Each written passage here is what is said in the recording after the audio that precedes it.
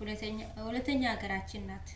በብዛት ያለ የኢትዮጵያ ህዝብ የመን ነው። የመን ሳንደርስ ሱዑድ አንደርስም። ሱዑድ ሳንኖር ደግሞ ቤተሰባችን አንችልም፣ ራሳችን አንችልም፣ ቤትም አንሰራም።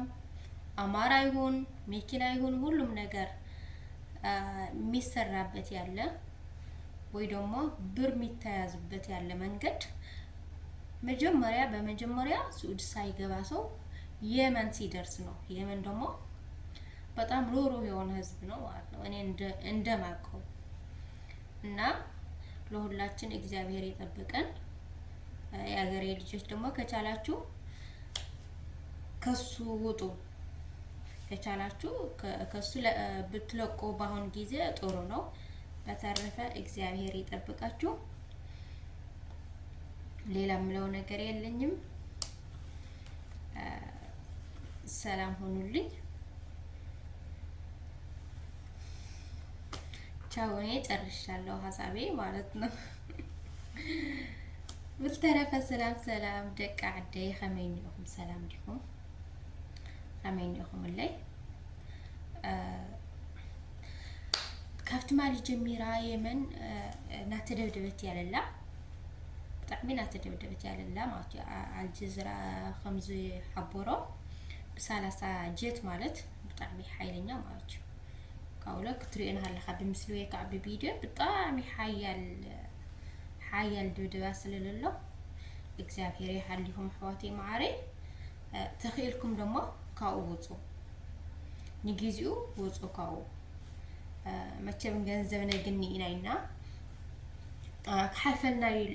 كحفلنا ايلنا بوصال كاين لك انخلينا ግን كل ነገር ድሕሪ ህይወት ይحواتي ህይወትኩም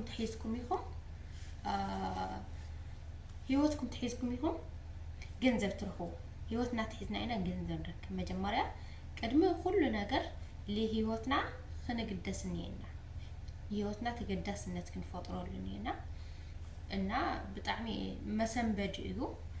የመን ማለት ደግሞ ካብ ትግራይ ወይ ካብ ጥቅልል ብዝበለ መንገዱ ካብ ኢትዮጵያ ካልአይት ዓድና እያ። መጀመሪያ የመን በጽሕና ኢና ክንበጽሕ ካለና በቃ ሓሊፉልና እዩ ኢልና ኢና እንደውል ዓዱ ማለት እዩ።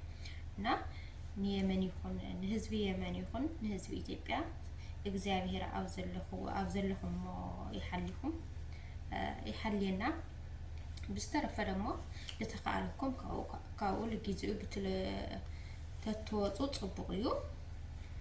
እና አሕዋተይ አነ ብዘለኒ ሓሳብ እዚ ሓሳብ ይገልጽንየኹ እግዚአብሔር ይሐሊኩም አብዘለኹም ቦታ ያው ዓለም بعالم አያት እንድድላፍት ሕዚ ጊዜና እግዚአብሔር ምሕረቱ ይልአኸልና በቃ በሐጽሩ ሰላም ይወርድልና አሕዋቴ። እና ሕጽር ብዘለ መንክዑ ዛ ቪዲዮ እዚአት መስል ነይራ አውለልኹም ሰላም ረሃዋን ለአኻቱም ይኹን አሕዋቴ ማዕረይ ብስተረፈ ወዲእኒኹም ቻው። እግዚአብሔር ሰላም ይወርድልና كل ነገራት ደግሞ በቀሊል ይገበረላ የመን ላይ ይሙና እግዚአብሔር ማይፍስሰልና ተሐውዝልን ድድለሲ ማይጎረው እና በኻሊ ቪዲዮ ፍትሐዚ ጊዜ እንኳን እሽተን ሕፍር ላወልኩ ስለልኾንኩ ፍትሐዚ ጊዜ ብዙሕ ነገር ክገልጽ አይኽእሊ በኻሊ ቪዲዮ ላተላማመድኩ ደፊረ ክስካብል መጽእ ቻው። አብዘለኹም ሰላም ኩኑልይ አሕዋተይ እግዚአብሔር ብዘለኹም ብዘለናዮ ይሐሊና ዓድና ደግሞ ሰላም እግዚአብሔር ይወርድልና። بخالق اسكان رخل تشاو.